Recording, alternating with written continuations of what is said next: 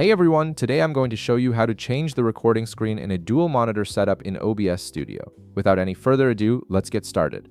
First, open your OBS application on your computer.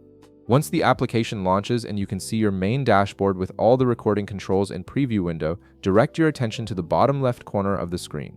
This is where you'll find the Sources panel, which is essential for managing what gets captured during your recordings and streams. In the Sources section, you'll see a list of all your current capture sources. Look through this list and click on any of your existing display captures.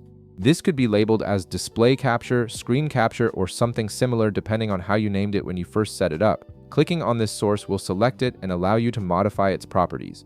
Now take a look below the preview video window in the center of your screen. You'll notice a display section that shows which monitor is currently being captured. This is the key setting we need to adjust for switching between your monitors in a dual monitor setup. Right beside the display label, you'll see a drop-down menu. Go ahead and click on this drop-down menu to reveal all available display options. From the drop-down list that appears, select your second monitor if you're using a dual monitor configuration.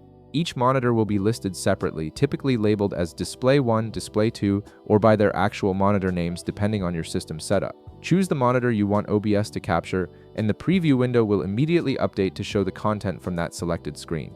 And that's it. You've successfully changed which screen OBS captures in your dual monitor setup, giving you full control over what content gets recorded or streamed. If this video helped you out, be sure to leave a like, subscribe, and I'll see you in the next one.